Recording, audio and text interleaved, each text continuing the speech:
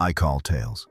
God floods the earth, sparing Noah, his family, and two of every animal on board his ark.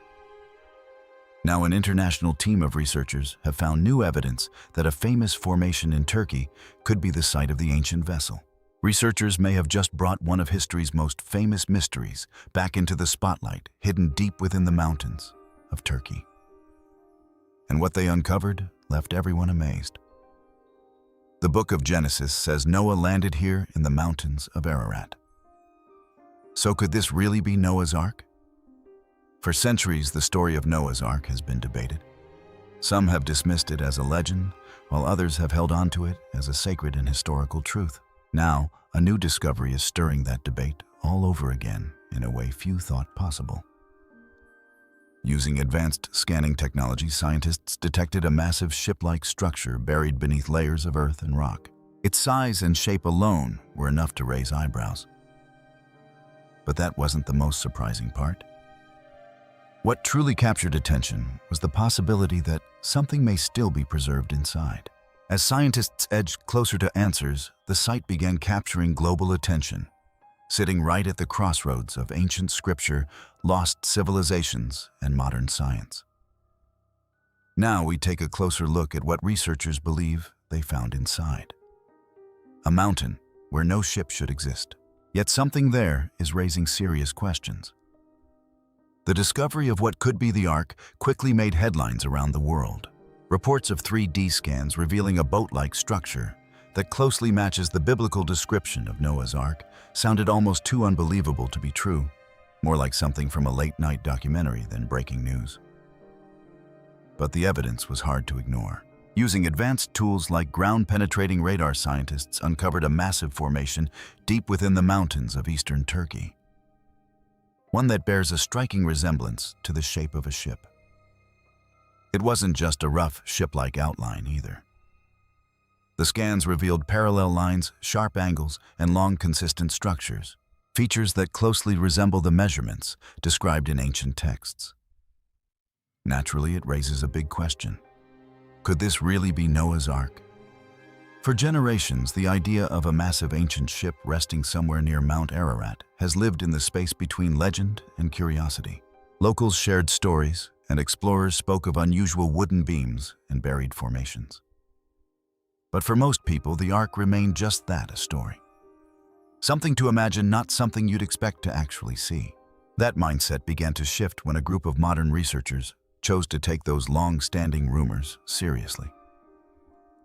Instead of dismissing them as folklore, they approached them as clues worth investigating. The location they focused on is no easy place to explore. Mount Tenderek is rugged, steep, and volcanic, part of the harsh landscape surrounding the more well-known Mount Ararat. It's remote, dry, and largely untouched. A place where if something had been hidden for thousands of years, it could easily remain unnoticed.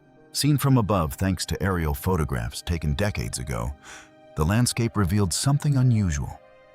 A long, smooth oval shape. Not just roughly oval, but strikingly precise, almost like the outline of a massive ship that had somehow sunk into the earth and hardened over time. Local residents had been pointing it out for generations, even centuries, insisting the shape had always been there long before modern interest began. Over time, this mysterious formation came to be known as the Terrify site, a natural-look ridge stretching more than 500 feet in length, surprisingly close to the dimensions described in ancient accounts. It was enough to spark curiosity, though not quite enough for anyone to declare a definitive discovery. Still, the shape continued to draw attention, and eventually, curiosity pushed researchers to take a closer look. When a modern research team finally arrived, they didn't come with basic tools like early explorers. Instead, they brought advanced equipment capable of seeing beneath the surface.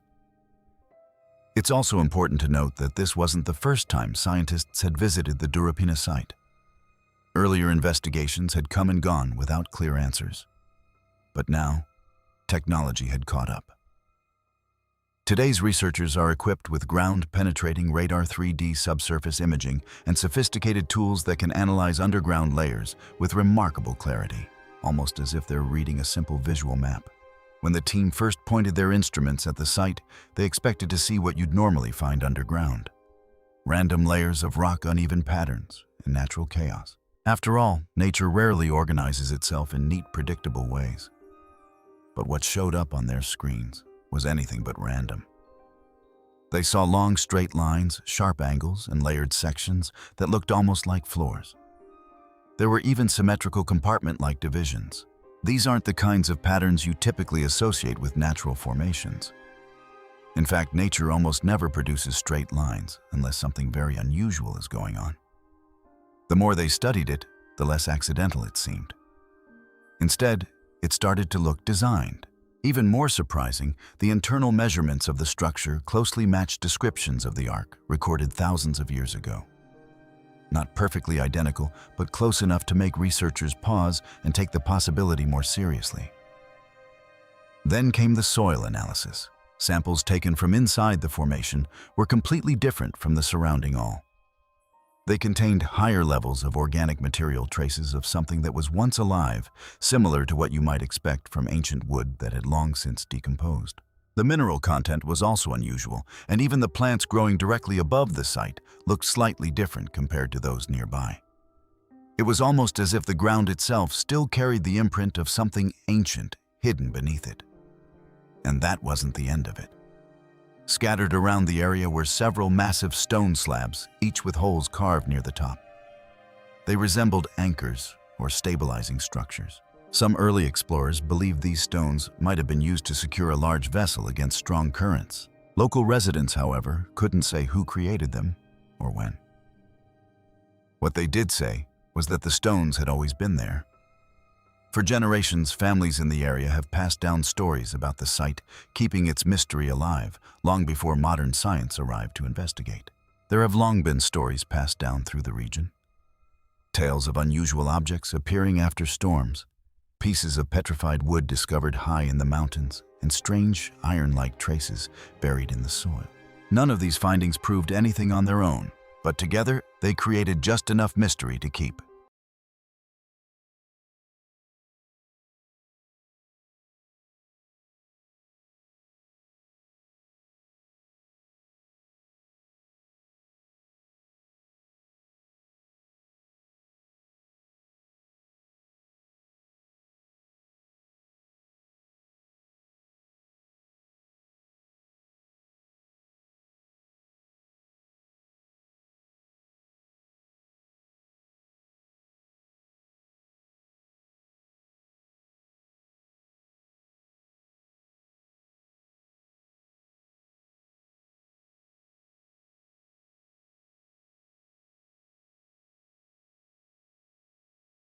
People wondering.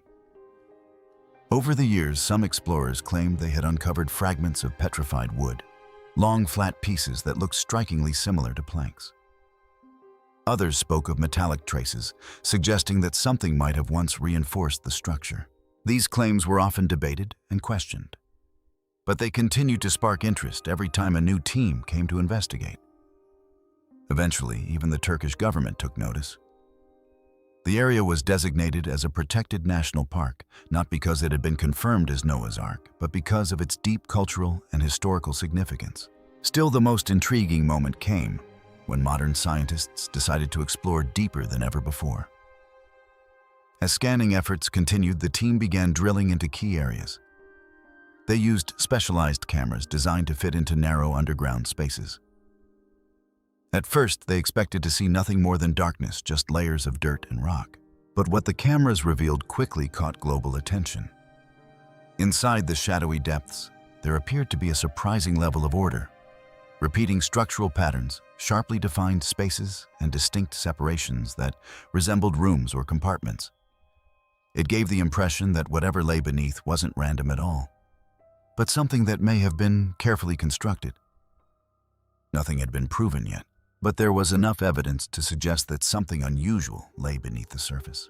The scientists remained careful and measured in their approach, avoiding bold claims.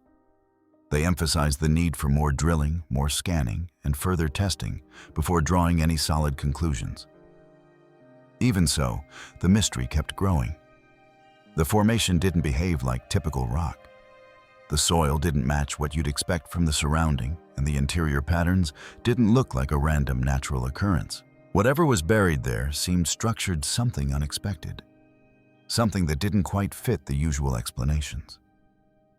Interestingly, the researchers who recently brought global attention back to the site weren't the first to believe the Ark had already been found. Long before modern technology, before advanced scans and national headlines, one man had already made that claim. His name was Ron Wyatt, and his story remains one of the most debated and controversial in the world of archaeology. If you imagine an ordinary person suddenly setting out to uncover the greatest mysteries of the Bible, you'd get someone very much like him. By profession, he wasn't an archaeologist, historian, or academic. He was a nurse anesthetist from Tennessee. Yet to many of his supporters, he became known as God's archaeologist.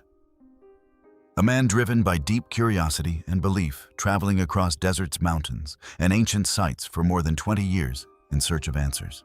Wyatt's journey began with something simple, a single photograph published in Life magazine.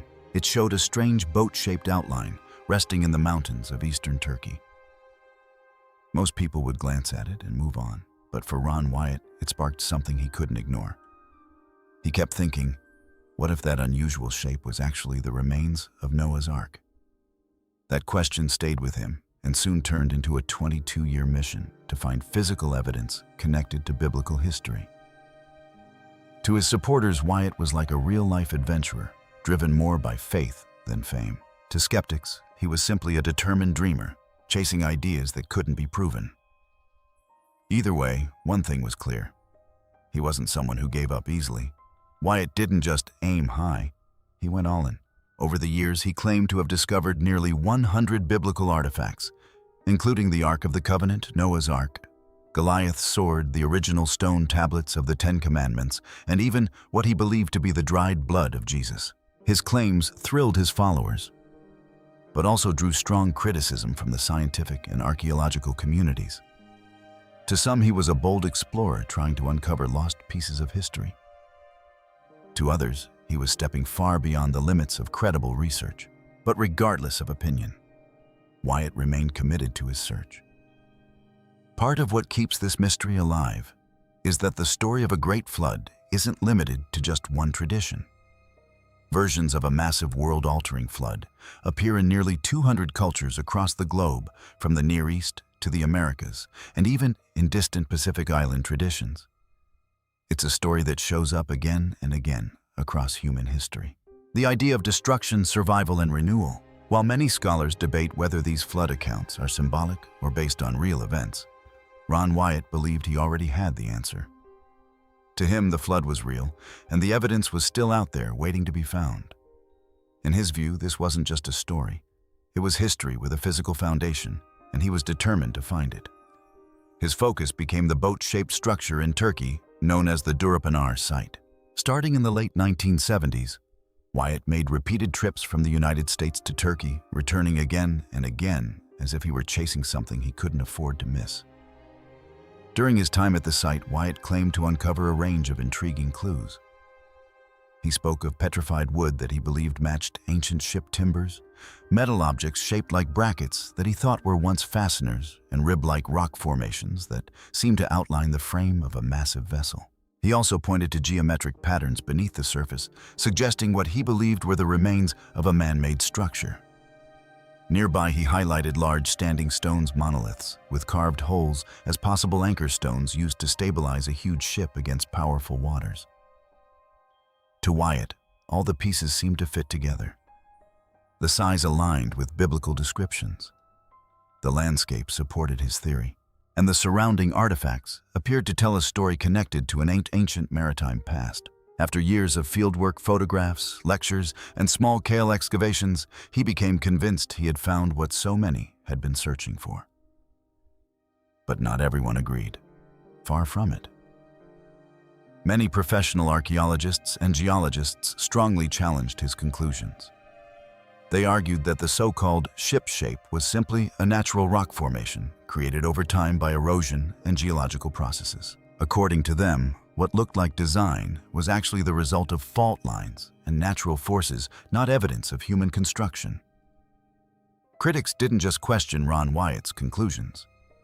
They also challenged how he worked. He didn't have formal training in archaeology, and his methods didn't always follow the careful, controlled processes the field he attempted on.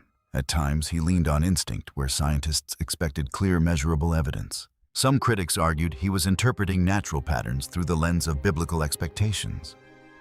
Others felt he was sincere, but simply mistaken. His supporters saw it very differently. They believed Wyatt wasn't rejected because his ideas were weak, but because they challenged long-held academic views. In their eyes, institutions weren't ready to accept discoveries that could disrupt both scientific thinking and religious understanding. Whether seen as a bold explorer or a controversial figure, Wyatt ignited a debate that still hasn't faded. And he certainly wasn't the first person to go searching for the Ark, or the last. For centuries, travelers, pilots, soldiers, and explorers have shared stories about a massive structure hidden somewhere in these mountains. Some claimed to spot wooden beams beneath the snow. Others insisted they saw a ship-like outline from the air. Wyatt set out to prove those whispers were more than just stories. The search for the Ark has a long and unusual history. For thousands of years, it's been a mystery that sits somewhere between belief and legend, between ancient scripture and the possibility of something real. According to those ancient accounts, a man named Noah built a well-vessel, part lifeboat, part refuge for animals to survive a catastrophic flood. Whether people see that story as literal history or symbolic teaching, one question has always remained. If the Ark did exist, where did it end up? Was it buried beneath layers of mud, trapped in ice, or lost completely over time? Across generations, countless people, explorers, scholars, hikers, shepherds, soldiers, and curious dreamers have tried to find the answer. Their efforts have created a long, winding trail of near discoveries and unanswered questions stretching from ancient times to today. Even before modern tools like satellites and radar existed, early writers were already making bold claims. In the 1st century, the Jewish historian Flavius Josephus wrote confidently that the remains of the Ark could still be found in Armenia, in a mountainous region later associated with Mount Ararat, and he wasn't the only one to believe it. Early Christian writers, medieval scholars, and later Islamic geographers all shared a similar belief that the Ark was not just a story, but a real object resting somewhere high in the mountains. And these ideas didn't stay limited to one tradition. Flood stories appear all over the world, from Mesopotamia to India to Central America. The idea of a massive vessel preserving life wasn't unique to Hebrew texts. It became a shared theme across cultures. At the British Museum, even ancient records added to the mystery. Researchers uncovered a Babylonian tablet describing a huge circular boat, a massive kufa built with precise measurements. A modern replica of that design was later constructed in India, and it actually floated. This suggested that ancient civilizations weren't just telling flood stories. They may have been applying real engineering knowledge to them. Because of this, the idea of the Ark, whether as a real ship or a powerful symbol, began to draw people in. Religious traditions embraced it. Storytellers expanded on it, and explorers became determined to find it. Long before drones and advanced imaging, the search relied mostly on eyewitness accounts and word of mouth. Medieval travelers claimed they had seen old wooden beams high in the mountains, sometimes exposed after landslides, or during warmer seasons when the snow melted. Local shepherds spoke of dark shapes protruding from the ice and strange objects revealed by retreating glaciers. But were these truly remnants of the Ark, or just natural formations playing tricks on the eye? At the time, no one had the tools to say for sure. By the time of World War I, the mystery gained even more attention. Soldiers and pilots stationed near the region reported seeing large, unusual shapes emerging from melting ice. Some described what looked like the outline of a massive ship, but with the chaos of war and the harsh mountain conditions, no one could stay long enough to investigate further. These early reports became like scattered clues, never fully proven, but never completely dismissed either. Just enough to keep the mystery alive. Over time, Mount Ararat transformed from a simple geographic landmark into something almost legendary. Towering, icy, and remote, it seemed like the perfect place for a ship of enormous size to remain hidden for centuries. By the early 1900s, more climbers began attempting to explore its slopes. Some returned with stories of dark, massive shapes trapped beneath layers of ancient ice, fueling the mystery even further. Some explorers claimed they discovered caves lined with what looked like ancient wooden beams. In 1876, James Bryce even returned from the region, carrying a piece of worked timber. He said he found it far above the treen at an attar where natural wood simply shouldn't exist. While he admitted there might be an ordinary explanation, he didn't press too hard to find one. By then, Mount Ararat had become the heart of what many called Ark fever, a place wrapped in mystery and belief. Then came the Cold War, bringing a completely different kind of investigation. This time it wasn't explorers on foot, but satellites in orbit. Rumors began circulating that American intelligence images had captured a boat-shaped object frozen high on Ararat's slopes. Some tabloids even claimed the Central Intelligence Agency had proof, but was keeping it secret. That idea sparked a wave of excitement. Suddenly, the Ark wasn't just an ancient mystery. It was a possible Cold War secret. Movies, magazines, and religious groups all began speculating. But when scientists eventually examined the publicly available images, the mystery quickly faded. What looked like a ship was most likely a mix of shadows, rugged rock formations, and patterns created by glaciers. Mountains, especially when viewed from space, can easily create illusions. Even so, the attention kept the legend alive. In truth, Mount Ararat didn't necessarily need solid proof. It just needed the possibility. Then in 1959, a new discovery reignited the conversation.